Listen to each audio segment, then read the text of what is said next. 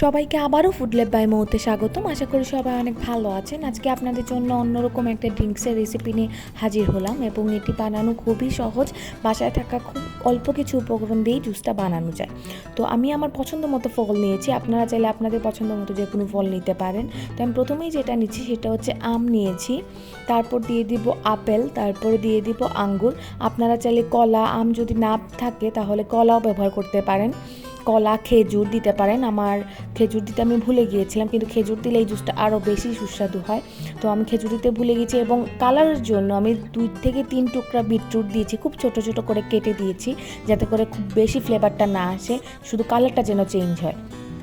এবং তারপরে দিয়েছি 1 টেবিল চামচ আমি ব্রাউন সুগার। আপনারা চাইলে গুড় বা চিনি যে কোনোটাই দিতে পারেন, তবে গুড় তুলনামূলক বেশি সুস্বাদু হয় গুড় দেওয়ার ফলে। তো আমি চিনি দিয়ে দিলাম আমি আমার পরিমাণ মতো, এবং তারপরে দিয়ে দিব দুধ। আমি 1 কাপের মতো দুধ দিয়েছি, আপনারা আপনাদের পরিমাণ মতো দিতে পারেন, কারণ আমি পরবর্তীতে বরফ মেশাবো, তার জন্য একটু কমই দিলাম। তো এখন দিয়ে দিচ্ছি হচ্ছে 1 চিমটি লবণ। এখন যেটা দিব সেটা হচ্ছে মেইন উপকরণ, সেটা হচ্ছে সাবু বা সাগু বলা হয়।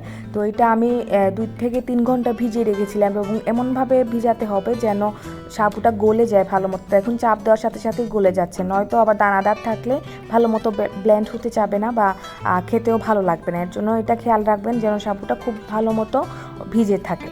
তো এখন আমি সাবুটা দিয়ে দিচ্ছি, আমি আমার পরিমাণ মতো 1/2 কাপের মতো দিয়ে দিচ্ছি। অতিরিক্ত সাবু দেওয়া যাবে না, এতে করে জুসটা অনেক বেশি ঘন হয়ে যাবে। তো এর জন্য একটু পরিমাণটা বুঝে দিয়ে দিবেন যতটুকু বানাবেন। তো এখন যেটা করব সেটা হচ্ছে ভালো মতো ব্লেন্ড করে নিচ্ছি। আমার কালারটা দেখতে পাচ্ছেন, আমি কোনো ধরনের স্ট্রবেরি বা কোনো কালার ব্যবহার করিনি, তারপরও অনেক সুন্দর একটা স্ট্রবেরি কালার চলে আসছে শুধুমাত্র বিটরুটের জন্য। আর কাঁচা বিটরুট খাওয়া অনেক উপকার, তার জন্য ভাবলাম যে একভাবে তো খাওয়া যায়, অল্পই দিলাম, কিন্তু খাওয়া আসলে অল্পটাও যদি খাওয়া যায় তাহলে অনেক ভালো।